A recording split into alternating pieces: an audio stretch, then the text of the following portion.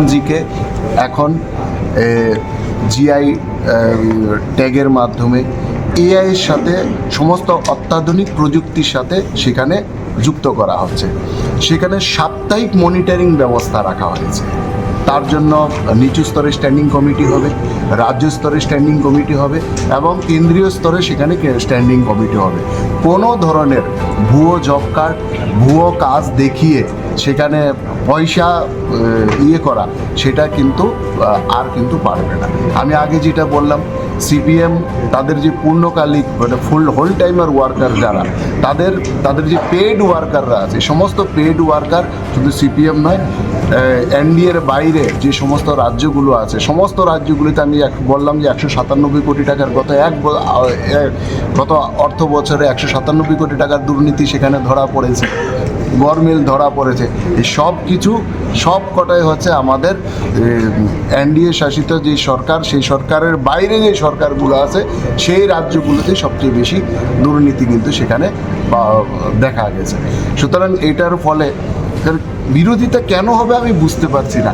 যেখানে 100 দিনের কাজ দেওয়া হতো, তাও সেখানে 100 দিনের কাজ কিন্তু সব জায়গায় দেওয়া হতো না। সেখানে 100 দিনের জায়গায় 125 দিন করা হয়েছে, আর কাজের পরিধিও সেখানে বাড়ানো হয়েছে। আমি নিজেও তো গ্রামে থাকি। আমার গ্রামে যদি কোথাও রাস্তায় হঠাৎ করে যদি রাস্তায় কোনো একটা গর্ত হয়ে যায়, সেই গর্ত যদি পিডাব্লিউডির রাস্তা হয় তাহলে পিডাব্লিউডির কাছে যেতে হয়, আরডির রাস্তা হলে আরডির কাছে যেতে হয়। সেখানে কিন্তু রেগার মাধ্যমে কিন্তু এই অপশান ছিল না। হঠাৎ কোনো জলের নল যদি খারাপ হয়ে যায় সেটা কিন্তু অপশান ছিল না, বা হঠাৎ কোথাও কোনো ড্রেনের কোনো কিছু একটা গন্ডগোল হলো, কিংবা আমরা রাস্তার সাইডে যে জঙ্গল হচ্ছে, সেই জঙ্গল পরিষ্কার করার কিন্তু রেগার মাধ্যমে ছিল না। সেটা যখন করা হয়েছে তখন 10 বছর আগে করা হয়েছে। তখনকার গ্রামীণ যে অর্থসামাজিক অবস্থা একরকম ছিল, সেই সময় গ্রামীণ স্তরে মানুষের চাহিদা একরকম ছিল, সেই সময় মানুষের সমস্যা একরকম ছিল। আজকে কিন্তু 10 বছর বা 2 দশক পর সেটা পরিবর্তন হচ্ছে। তার মানুষের চাহিদা সেখানে পরিবর্তন হয়েছে, সমস্যার সেখানে পরিবর্তন হয়েছে এবং অনেক কিছু ডেভেলপমেন্ট হয়েছে। মনরেগায় এই কারণে আনা হয়েছিল কোনোভাবে মানুষকে অন্তত দুবেলা দুটো যাতে খেতে পারে তার ব্যবস্থা করে দেওয়ার জন্য কিন্তু মনরেগা আনা হয়েছিল।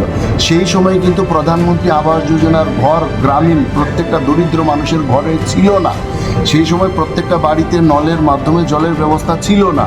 সেই সময় এই প্রধানমন্ত্রী অন্ন যোজনার মাধ্যমে ফ্রিতে খাওয়ানো, গরিব মানুষদের খাওয়ানোর ব্যবস্থা সেখানে ছিল না। সেই সময় আয়ুষ্মান কার্ডের মাধ্যমে বছরে 5 লক্ষ টাকার বিমা প্রদান করা সেটা কিন্তু ছিল না।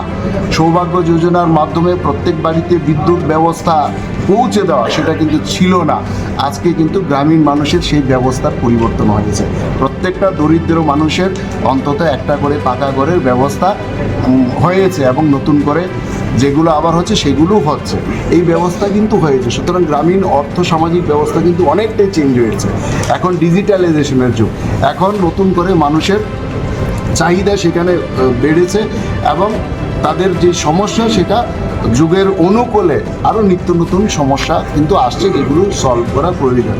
তো সুতরাং এই আধুনিক বর্তমান যে ব্যবস্থা, সেই ব্যবস্থার সম্পূর্ণ মাথায় রেখে, গ্রামীণ মানুষের চাহিদার কথা মাথায় রেখে, আগে খাওয়ার প্রয়োজন ছিল, খাওয়ানোর প্রয়োজন ছিল, বাঁচিয়ে রাখার প্রয়োজন ছিল, সেই রেগার মাধ্যমে মানুষকে বাঁচিয়ে রাখা হয়েছে, মানুষকে খাবারের ব্যবস্থা করে দেওয়া হয়েছে।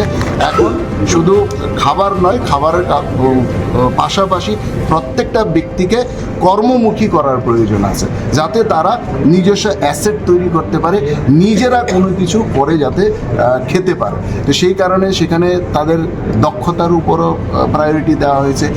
এসএসজি গ্রুপের মহিলাদের তারাও যাতে কর্মক্ষম অবস্থায় সবাই আসতে পারে সেখানে প্রায়োরিটি দেওয়া হয়েছে।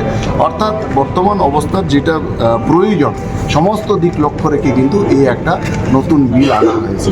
সুতরাং এটা খুবই মানে দূরদর্শী একটা, আমি বলবো মাননীয় প্রধানমন্ত্রীর একটা দূরদর্শী পরিকল্পনা এবং সময় অনুকূল পরিকল্পনা, যেটা আমাদের ভারতবর্ষের গ্রামীণ ভারতবর্ষকে আমূল পরিবর্তন এনে দেবে। সুতরাং এই বিলকে আমি স্বাগত জানাচ্ছি এবং আমাদের সবাইকে সেটাকে স্বাগত জানানো উচিত।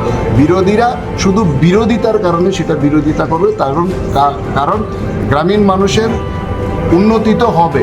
যদি কেউ না খেয়ে মরে এই বিলের ফলে, তাহলে বিরোধীরা মরবে, কারণ তারা এটা দিয়ে তাদের পার্টি এবং তাদের কার্যকর্তাদের চালাতো, যেটা আগামী দিনে এই দুর্নীতি এখানে একটা ব্যাপক আকার সেখানে বন্ধ।